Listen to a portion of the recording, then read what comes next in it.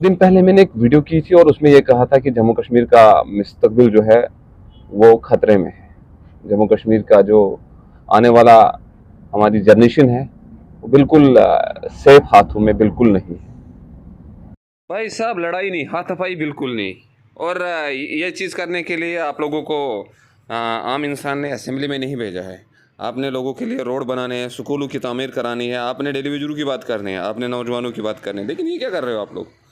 बिल्कुल गुंडागर्दी पर आ रहे हैं और एक दूसरे को मार रहे हो। ये बिल्कुल यहाँ के लोग इस चीज़ को बर्दाश्त नहीं करेंगे। इसीलिए दिन ब दिन जो है आम इंसान का जो भरोसा है वो इन सियासतदानों पे उठते जा रहा है। और दूसरी बात, इसको कहते हैं बेगानी शादी में अब्दुल्ला देवाना।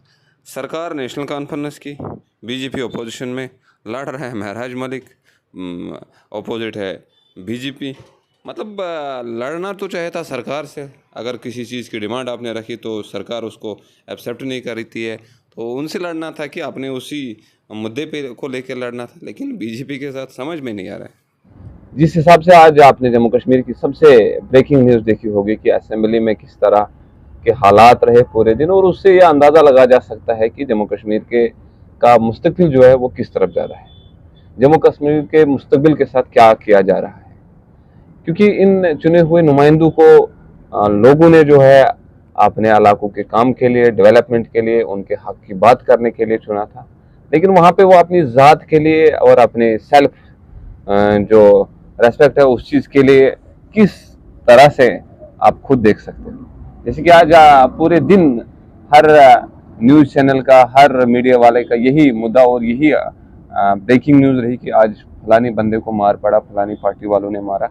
मतलब इतने हद तक कि हाथापाई तक बात चली। जी हाँ, मैं बात करूंगा जैसे आज महराज मलिक को असेंबली के अंदर मारा गया बीजेपी के एमएलए के तरफ से, तो बिल्कुल गलत किया। हाथ उठाना, किसी भी इंसान पे आप हाथ उठा नहीं सकते हो, चाहे वो एमएलए हो, चाहे वो आम इंसान हो। आपका हक ही नहीं बनता है कि किसी पे हाथ उठाना। लेकिन साथ साथ में एक चीज़ ये कहूँगा कि किसी पे एलिगेशंस लगाना और बार बार उन चीज़ों पे बात करना, ये भी कहीं ना कहीं मैं कहूँगा कि एक चुने हुए नुमाइंदे की को सही सूट करता है। साथ साथ में मैं ये चीज़ कहूँगा कि लोगों की जो इमोशंस थे, हम लोगों के जो इमोशंस थे, आम इंसान, हमारे इमोशंस ये थे कि 10 साल के बाद जम्मू कश्मीर में सरकार बनी, बेरोजगार जो है रास्ते पे है, डेलीवेजर्स जो है वो खुदकुशी करने के कंगार पे खड़े हुए हैं। हो सकता है उन उन लोकल गवर्नमेंट बनी है, हो सकता है उनके लिए बात होगी। लेकिन अफसोस के साथ ये कहना पड़ रहा है कि असेंबली में अगर इस चीज़ से ऐसे हालात देखने को पड़ रहे, मतलब पूरी तरह से जम्मू कश्मीर का जो मुस्तकबिल है, जैसे मैंने पहले ही कहा है, जम्मू कश्मीर का जो मुस्तकबिल है, और आने वाले दिनों में भी आप यही हालात देखोगे। जैसा चल रहा है इससे बुरे दिन ही आ सकते हैं।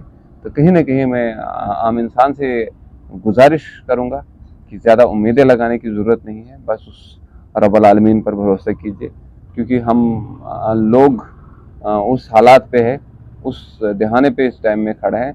अल्लाह के सिवा हम किसी पे भरोसा कर ही नहीं सकते। वो तो हमेशा किसी पे करना ही नहीं चाहिए ना, लेकिन कुछ लोग मतलब कहीं ऐसी चीज़ें होती है कि सरकार इस टाइम में ये करेगी, ये करेगी, बिल्कुल कुछ हो ही नहीं सकता है।